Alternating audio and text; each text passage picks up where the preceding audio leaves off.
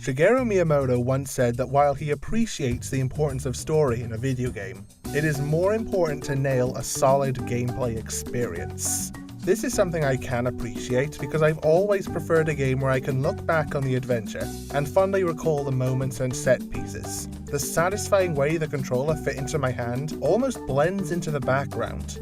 For some, the gameplay might be described as the foundations to a well-made house. It may be most important, but it's perhaps not the first thing that catches your attention. I myself do not conform to this perspective, and I am not here to go into the gameplay versus story diatribe. Gonzalo Frasca wrote a paper discussing how the ludology-narratology debate never actually took place, and suggested that gamers do not really side one way or the other on the argument of games being about the controls or the experience. So perhaps the opinion of Miyamoto that one takes priority over the other isn't of much consequence, and his audience wouldn't feel too strong about it either way. I personally have a more specific issue to take, however, with how some games balance this. Even if you don't think story is of greater importance than gameplay, most people will argue a well-told story is preferable to a bad one. There are even those who would argue it's necessary to have some narrative present at all costs. As Tom Bissell postulated in his book Extra Lives, when discussing how Fallout 3 had a fascinating world but an appalling script, it might be a tempting idea to drop the story entirely if it's going to be bad anyway, but then the world wouldn't be very involving. As he put it, traps need bait. I tend to apply this train of thought to my own concern, that the gameplay design should be using all its potential. In recent years, I've been hearing more and more people excuse the delivery of some underwhelming gameplay moments as being besides the point, because the moment was about the feeling and mood, that the gameplay itself was secondary, or not the point at all. Now, what moments are we discussing here? Again, I am not concerned with ideological alignment, but rather about the thought process that it's fine to lose favour of one over the other, when there is room to enjoy both. I'm talking about the times when a game has an opportunity to really push itself gameplay-wise and experiment, but still gives less attention to that part of the process because they felt a good story sold it just fine. Moments where mechanically the player could have been involved in an intriguing way, but the game never goes that far and is content with letting the scenery or music alone leave the impact. Imagine if, in Portal, when GLaDOS reveals her deceit and prepares to dump the player into an incinerator, it was just left to a cutscene to show this betrayal and have Shell make her escape, than actually letting the player make that realization for themselves and act on it. Maybe the story would still play out fine, but the designers had so much more they could have taken advantage of. Now, I'm not saying there isn't a place for this. Some games are built from the ground up to be about the immersive experience, where player involvement is purely about moving the story along. Games like Journey thrive almost entirely on the emotions they present. If anything, adding too much variation in gameplay might clutter what is supposed to be a simple yet effective experience. The traveler walks, slides, and clicks things. We don't need to be introduced to block moving puzzle, after racing trial, after target practice challenge. Games like The Beginner's Guide focus entirely on taking advantage of the fact that games are an interactive medium, and is essentially a movie that progresses at the audience's pace. I just don't appreciate games where gameplay design is clearly supposed to be a sizable chunk of the presentation, but they frequently detour off involving the player, when there is still space to add some mechanical variety. Maybe it is admirable when a game perhaps engrosses you so much with what's on screen that you don't even notice that you're doing relatively little. Maybe some might argue that context really can carry segments of a game, but how many of us on a replay might suddenly find it harder to ignore that what we're doing is sort of mundane? Ocarina of Time's Hyrule Field blew players' minds so much back in '98 that they probably didn't even notice that within the same short time span it asks them to go back and forth across it several times with little to do. Now that the novelty of a virtual field the size of a couple of football pitches has worn off, it's suddenly clear that the adventure has just been a half hour of cutscenes and busy work, when all you want to do is get into that dungeon and bomb some Dodongos. While many could say Ocarina of Time is a game where emotion and atmosphere play a big part, I don't think giving the player interesting things to do on this field would get in the way. People can still enjoy the vastness of this meadow even if there are more than 2 enemies to face in the daytime. A more recent game I'd argue does this better might be God of War 3. There are moments in this game where scale is obviously the main sell, and this is something you could argue would astound less as the technology becomes more commonplace, Contextually, Kratos is doing crazy things, but mechanically it doesn't have you do anything much different than if you were just climbing a wall or ceiling. But I think this case holds up because they knew style doesn't age like tech does. Now, I do understand that some games are inherently restricted by design. How many options for variety do you have in a first-person shooter, or an arcade-style beat-em-up? When going for variety, a game needs to play within the framework it established early. Otherwise, we'd be teetering close to wondering if this game knows what it even wants to be. A game's core might be solid, but when they try to incorporate new ideas, I've seen one too many occasions where they think a surface-level change in presentation is enough to manage all the heavy lifting. Sure, it might be amusing that I'm now fighting on a floating island, but that can only carry my investment so long before I'm aware that, in terms of my involvement as a player, nothing about this game has changed. I saw this in Pokemon Moon, a game that was very sure of itself. For those unfamiliar, the Pokemon games are basic turn-based RPGs, which offer boss-like experiences in gym battles, where you go up against irregularly strong enemies who conform to a theme. This was a tried-and-true spiel that got overused to the point where fans were pleading for a change of pace. When the developers finally decided to come through, they presented us with the trials. Now, instead of going from one gym to another, battling lineups of trainers and gym leaders, we'd be given challenges that would lead us through a course, and they'd all be different. We'd never know what was coming next. On paper, it sounded great. There'd be one trial where you need to investigate the source of splashing water. Is it a drowning swimmer? Eventually, the splashing leads you to a massive creature that brings you back into the battle scene, and it's all capped off with this satisfying fight. But then, looking back, what exactly did we do?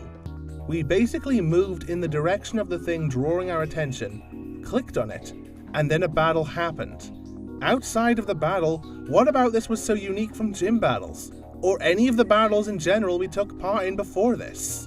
And yes, whenever I brought this up, I'd hear the same thing, that the purpose of the scene is not in the gameplay, but in the memorability and sense of character. Well, I was gonna see how things would progress from here, but I was growing skeptical seeing as these tasks were advertised as being unique. But what's unique about moving towards things that look interesting and pressing A? But perhaps I could give this one the benefit of the doubt. This course at least didn't sound like it had much depth from the word go. It had been asking to do a very simple job after all. So, what was next? Well, down the line we come to a trial in the rainforest.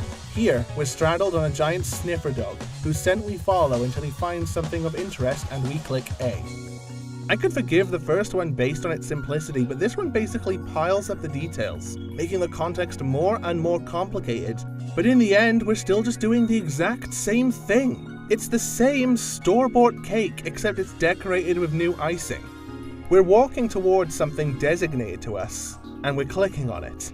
Yes, visually we're seeing something new, but nothing in the action is asking anything new of us. How are these challenges supposed to be surprising us because we apparently don't know what's coming next, when I'm being led to expect that they'll be doing the same thing over and over? These trials have so many opportunities to do something different, and they take advantage of none of them. Why did it even feel the need to spell it out to us that you had to use the dog here to sniff out the hidden berries? Calling on these things to ride on them is practically second nature by this point. It would be twice as satisfying if it were left to the player to realize for themselves that they needed to bring the hound out to go on this orienteering quest. What bothers me even more is that when you do find something in the grass, it sometimes gives you a choice of two things to pick up. Attentive players would realize that one of the things we could select is on the list of berries and roots we're supposed to gather, while the other sounds suspiciously like a bush monster that might attack. And how does the game reward the players who wisely choose the berries instead? It sets the Pokemon on them anyway. Why couldn't this challenge players to remember the list, so they have the option to avoid an unnecessary battle? And if avoiding conflict is not enough of a motive, maybe making the wrong choice could cause your Pokemon to get poisoned, and standard cures wouldn't work until you finished the trial, pressuring players to use their stocks of health boosts. It feels like the only thing that challenges the player at all is the battling, and that's the same as anywhere else in this game. For a title praised for offering more of a challenge to its players, why do people keep giving it a pass when its so-called actual challenges only ask of the player to be guided from A to B? Yes, there's a cute little scene afterwards where everything you've collected has been meshed into a spice, too hot to handle for some, but it's not impressive to me that a game will require you to stay attentive, but won't ask of you to use your brain at all. Even more frustratingly, a later trial is basically a questionnaire, and it would be the easiest thing to present actual consequences for answering wrong. But all that happens is a split-second cutscene where some other character gets an electric shock, and then you can do the same question again. Nothing at all is lost. The game seems so confident that we'll be blown away by the hilarity of electrocuting this 10-year-old that it's not even a problem that we can eventually get through this trial by just picking random answers. And I don't buy the argument that, as it's a game for kids, it's fine that the gameplay is full of safety nets. For one, the gyms in older games often included puzzles, and while I wouldn't necessarily call them challenging, especially not for older fans, the 5 seconds of thought they did require of you was more compelling than the 0 that you invest in playing through Moon's trials. And yes, I know that some gyms had no puzzles at all, and just presented clear paths to the end. But I'm going to give the same pass to them that I gave to the first trial I mentioned, that they didn't claim to be offering more than they were. They don't have a long list of ideas, such as a dog to ride and a scent to follow and a list of hidden items to find and multiple choice questions, only for it to be the same boring walk as all the others. But an even bigger reason I think that it's just for kids fails as an excuse is that there actually is a very creative, if not simple, puzzle in Pokemon Moon. It's where you're trying to find the secret password to get into the villain's hideout by finding hints on discarded notes around the mansion. One is a curious memo that says the boss's current favourite word of the day is no. When you finally get to the doorkeeper and have to answer the questions based on the notes you'd found, there comes a point where he asks you a question you would naturally answer yes to, and you actually have to answer the boss's favourite word, no. The first time I played this, it was the most satisfying part of the game for me thus far. Why couldn't that kind of inventive attitude be involved anywhere else? And for those who are wondering, I did not forget about the fire trial. This is one case where I think the context and lack of gameplay actually works fine, because the bait and switch of it claiming to have gameplay only for the scene to answer the question for you is the entire punchline, and it got a legitimate laugh out of me. It's just a shame that, whereas this one knew it was a joke, all the others assumed they were bringing the change of pace we wanted. It feels almost belittling that the lore behind the last trial is that, as the original trial, it is much more primitive and straightforward, with no twists to it. I suppose it was meant to be a breath of fresh air after the engaging mind benders we'd already been through. I suppose you could say that it's difficult to add variation to a game where the majority of it is basic thinking and selecting options. I wouldn't want the game to suddenly introduce real-time mechanics, otherwise it'd have the problem I mentioned earlier, trying to be something it's not. Yes, I managed to suggest ways to spice up the Rainforest trial, but it's always easier to suggest things as an outside source. Being creative and building things from scratch is difficult. I do not, however, think that kind of defense works with a game where the designers are not nearly so restricted.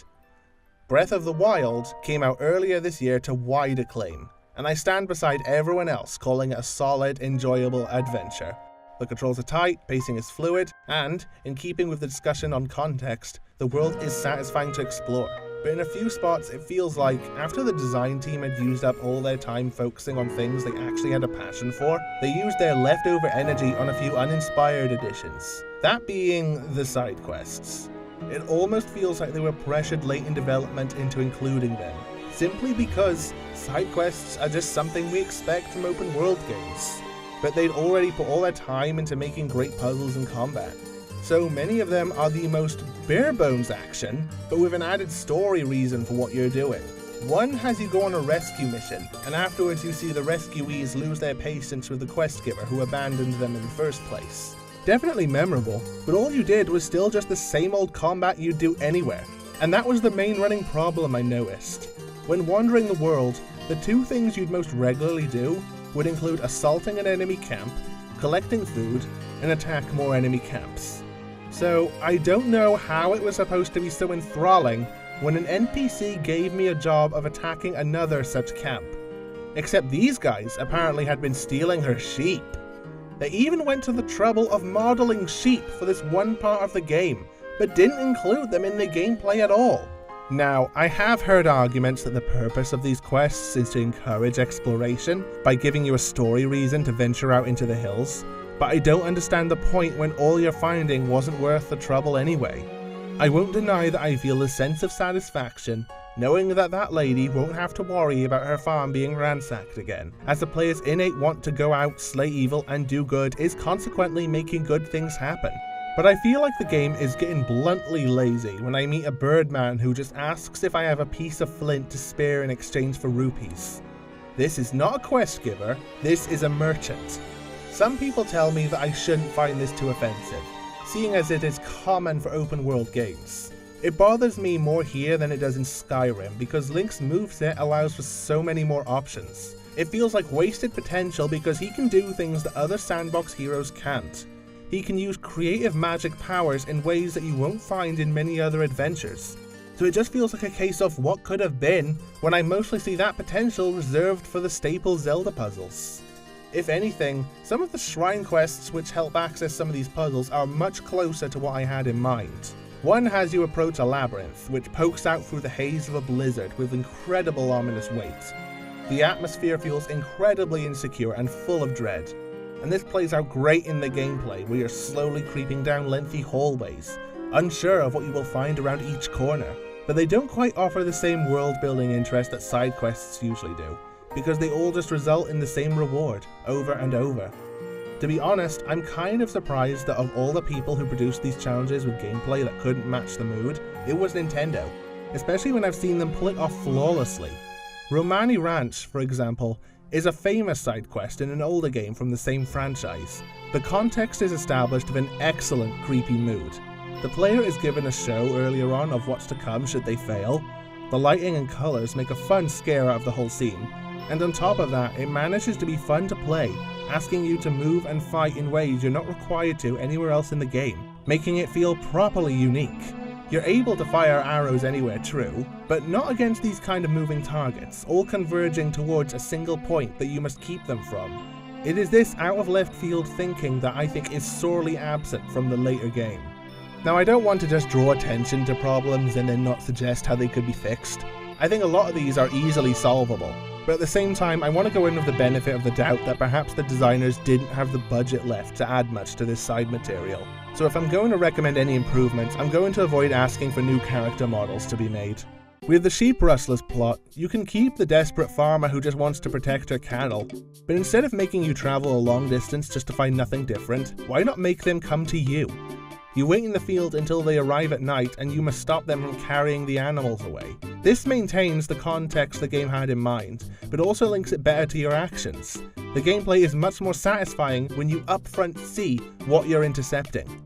Elsewhere, one of the quests I found more compelling was of a woman who needed the guts of a sand-burrowing dune monster to cure her husband's sickness. Again, this is a monster you could simply venture out and slay for fun anyway. So as much as this story had made me want to do good, I couldn't ignore that it felt like the narrative was doing all the work, covering for the gameplay's lesser efforts. Now, what if this thing I'd been sent to slay would grow curious when it could sense me drawing near? Instead of having a standard fight, what if I had just tried to catch its attention and lure it into a trap? While trying to maintain a safe distance, you could lead it straight into a cage, and from there you'd be able to fight it in a closed environment. Now, there's one circumstance very similar to Breath of the Wild in how plain its side content is, but if I'm feeling generous, I could maybe approve of it. Dust: An Elysian Tale explores the adventures of a hero who is frequently given jobs to do that sound very plain and boring. How much of a pass can I give this, if the context is appropriate though? The game discusses that there are helpless people with petty problems, and it's the job of the hero, the Great Arbiter, to offer balance. While it might be playing devil's advocate to support these, I suppose I couldn't recommend dropping these side quests entirely, seeing as they play into the message. I have a similar sense of uncertainty for Metroid Fusion, where some could argue the game design takes a hit in favour of atmosphere. Did this game put story first when it shouldn't have? It's about how the bounty hunter Samus, once a lone wolf, now works under an authority, so she has less freedom than she did in older games. Gone are the days where you could take multiple paths at your own pace, now that there's a much more linear plan. But as the game goes on and communications are dropped with those giving orders, she acts more on her own intuition, finding more uncharted areas. This requires players to sit through a first third of a game where obvious waypoints are marked and the player perhaps feels spoken down to by having things spelled out to them.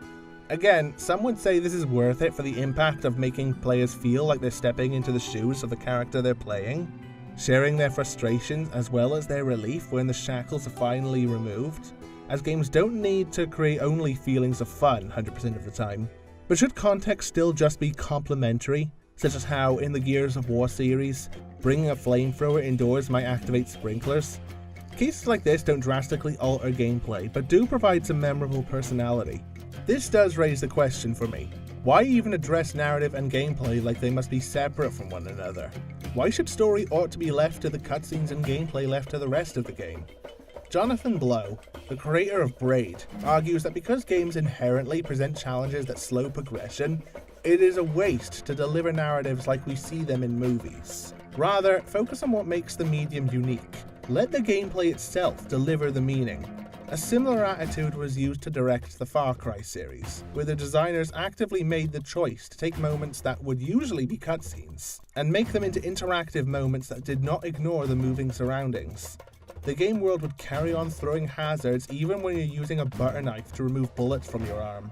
But probably my favourite example of this brings us back to God of War 3, where context is delivered through the gameplay itself. It doesn't need to tell you that Kratos is savage, it enables you to feel it in how he moves and fights. The controls are similarly designed to give off an impression in Resident Evil. Some might have criticised the tank controls for being difficult to navigate at times, but the intention in place was to help add a sense of panic when you wanted to put distance between yourself and the undead. Like in a Friday the 13th movie where the horny teens keep tripping over themselves while trying to escape Jason, players of Resident Evil felt a loss of orientation and control when trying to gather themselves and rush down a hallway. It made the scares much tenser than they ever would have been if the controls had been cleaner, and left much stronger memories of fear in those who played it. However, whether this was best or not might be up to the individual person, as shown when the remaster of the game ditched this control scheme entirely. And then you've got cases where control is taken away from players altogether.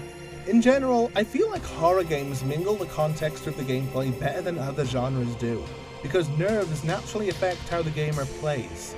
But I think Alien Isolation is an especially interesting case. The player must rely on stealth to avoid detection from the aliens creeping around, which can be done perhaps by hiding under a table, or inside a locker, from where they can see the monster creeping around trying to find them. In a typical game, the tension will have been lifted the moment you'd hidden yourself, so long as the monster didn't see you ducking in there. It becomes a matter of waiting before the creature decides it lost you and moves away. But in this case, even the best players can be at the mercy of pure luck, where there's always a chance that the creature may or may not decide to take a peek in the corner where you're hiding. As usual, there's an argument to make against this, that it potentially devalues player input because even the most talented are vulnerable to a bad roll of the dice. But overall, I feel like it gives the player more than they take away from this game than they would have otherwise. There's an effectively similar situation in Metal Gear Solid, where the player's skill is completely meaningless when fighting the Psycho Mantis boss battle. As the game puts it, he can read your mind, and the way he can avoid every attack from you makes it feel after a while like it might very well seem to be that way. Even more so when he reads your memory card and says what games you've been playing, until the player plugs their controller into the other slot, disorienting his psychic link and making him vulnerable. There are those that would call it an illusion of a player-involved mind mess, seeing as you just follow the motions until you're given the clue that makes him a cakewalk afterwards. But it is the player who felt the helplessness before, and felt the contrast in difficulty when they followed the directions. I suppose what this whole discussion has been about was confronting my question on if this is a problem the game industry is steering towards. If too many games are ignoring a healthy way to mix gameplay and narrative.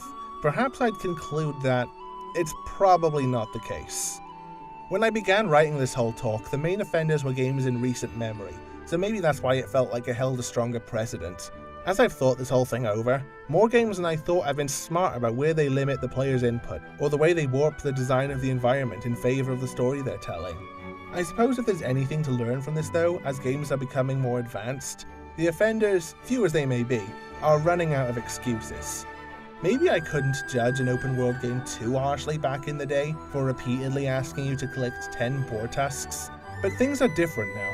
especially when a character like Link has a moveset that gives him full access to almost any kind of adventurous challenge you can think of. If Super Mario 64 can use its limited controls to make its challenges as diverse as possible, then so can a next-gen blockbuster like The Legend of Zelda. The trap that some designers have fallen into is that, while they set out to deliver a product that appealed to both sides of the ludonarrative coin, they got too impressed of how things looked and sounded and stopped short of giving their all into how a game felt. Whether it was because of technological advances that astounded at the time but are missable nowadays, or a creative piece of writing that holds your attention on the first playthrough but fades into the background on successive revisits, don't let it make you forget that you're designing a product in an interactive medium, and people came to you for different reasons than they would a film, a book, a radio show, or a stage play. Likely this is a lesson you'd have learned from several aspects of life, in competition and in self-improvement, but never settle for good enough.